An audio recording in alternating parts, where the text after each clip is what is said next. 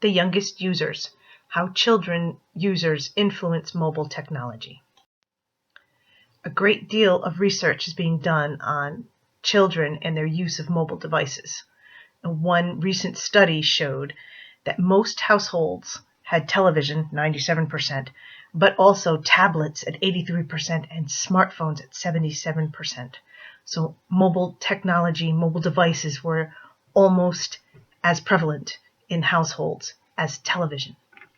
That same study showed at age 4, half the children that were participating had their own television and 3/4 had their own mobile devices. More children had mobile devices than televisions at age 4.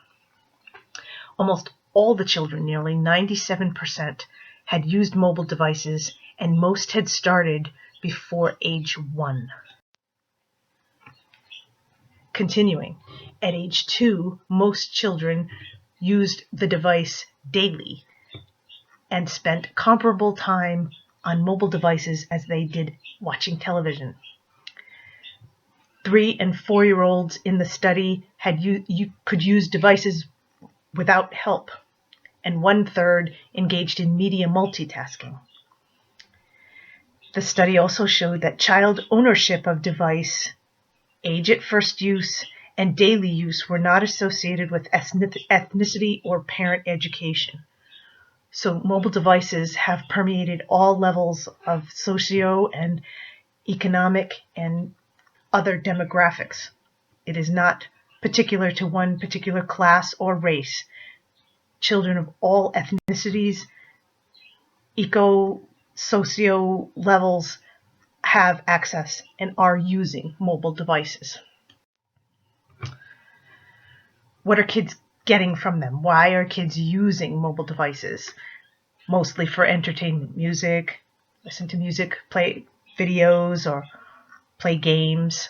Some use them for educational or learning programs.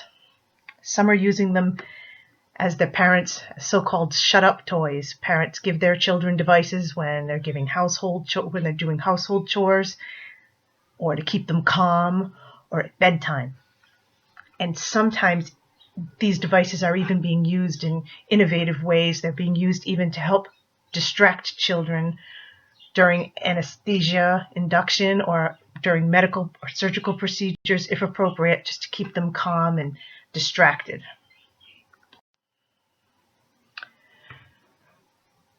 What do children want from mobile devices? One report in 2008 involved an experiment that included 22 girls and 14 boys, ages 9 and 10. And children used phones, they said, mainly for playing games, in this order: playing games, making phone calls, and sending text messages.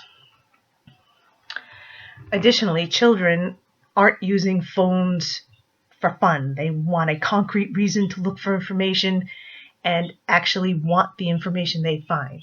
They're not just browsing around at the different functions. They have purpose when they use a phone or a mobile device, and they want fun, easy-to-use interfaces.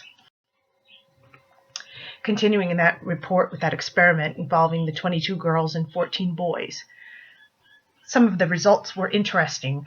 The assumption that most of us have is that children easily master technical devices. As soon as they get it in their hands, they're, completing complex tasks, and that was not the case. That was not supported in this study. Children found some tasks complex, and we'll talk about that in a minute, but the idea that they just took to them like right away was not supported. Additionally, visual design and sound effects and touchscreen interface either engaged the children or it could distract the children from what they were trying to accomplish or learn. Small screen devices did pose cognitive challenges to children, as did complex menus. They confused children. They didn't know where they were or where to go next, many times going back to the beginning to repeat steps instead of moving forward through the navigation menus. Ambiguous functionality and design of keys led to unnecessary key actions. Again, uncertain of what to do, not fully understanding the functions. So one school of thought or additional research is being done on whether children should be brought into that design process and at what point they should be brought in. And there are pros and cons.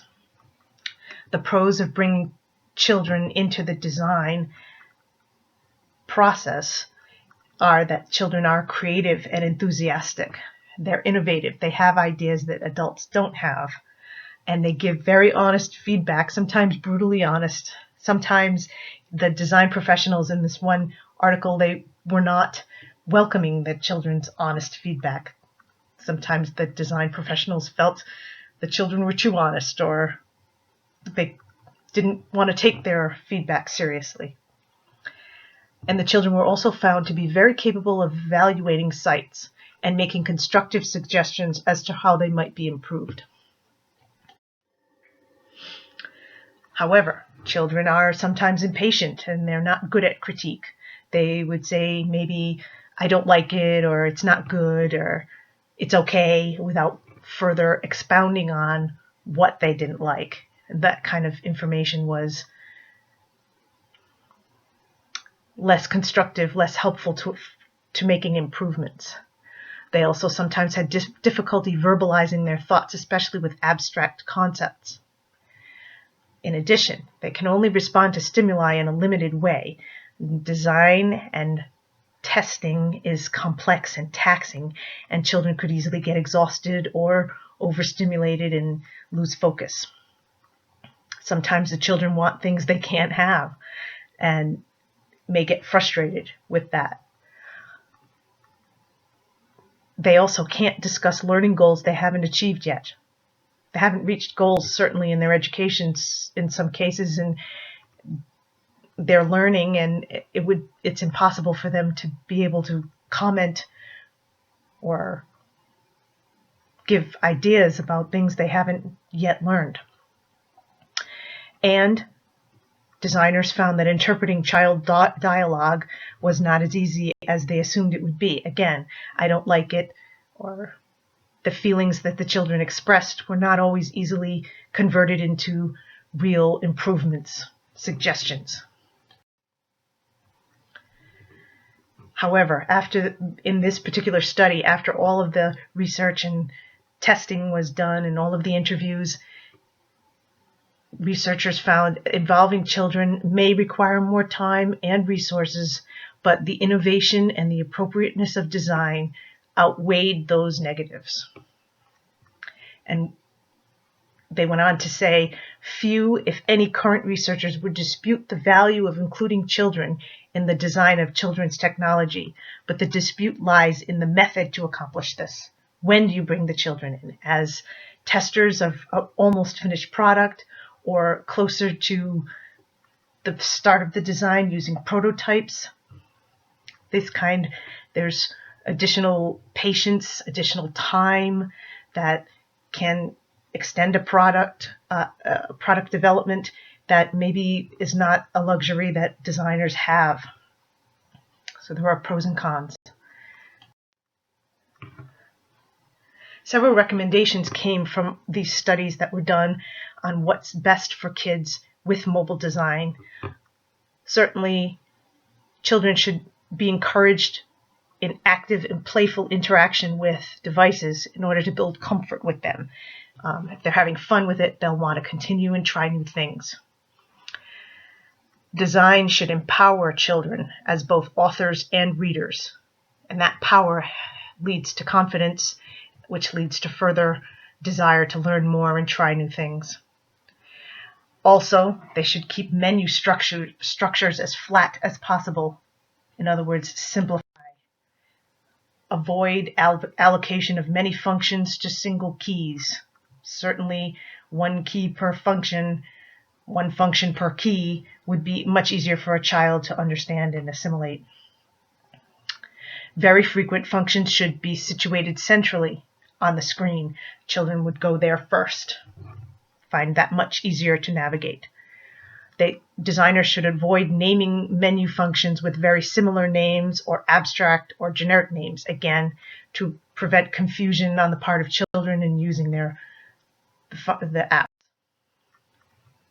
So what lies ahead for children and mobile design technology? Usability demands will continue as children's mobile device use increases, which it only will increase. One author noted, a child born today could grow up without ever needing to use a mouse, a physical keyboard, or any form of wired connection. So children in these next generations may never even know what those tools are. All of their interaction could be coming on in the form of a mobile device. Certainly more study, more research is needed of kids' exploratory behavior when interacting with these devices. They want to explore, we need to help them with our devices and our design. More study, again, needed for children's use of other types of devices other than mobile phones. There's much more prevalence of a tablet kind of product out, and that particular study was done in 2008, and tablets have grown in popularity, but other types of devices need to be explored more certainly than just cell phones, mobile phones. And what enhancements will facilitate the most learning at different development stages? That's another part that hasn't really been fully researched and fully investigated, is what the different stages of development and how the device can bring a child along or can meet those needs where the child is at that time that they're using the device. In conclusion, so children, again, a quote from an author, children are having their first digital experiences with touchscreens on their parents' mobile devices, and these are defining their future interface expectations. So children, again, their entire technological experience from the beginning is in many cases, is on mobile devices. And so that needs to really be considered carefully when designing these devices and apps, because children are using them and they're basing all of their technological expectations on these devices and how they are used. Certainly, research development need to continue into what's good and what's bad for kids, what's comfortable for them, what helps them navigate through these apps and use these tools easily and comfortably. Across the board, children have high interest in technology, even if their experience was low, even if they weren't certain or they had never used one before, which was very few of the children. They were enthusiastic and still thinking mobile devices were cool and wanting to be part of it. And that kind of enthusiasm should be harnessed and should be developed. Designers must involve children as participants in design to better promote creativity, usability, and even profitability in their devices. If there are any questions, just please let me know. I can be reached at pfroux88@gmail.com.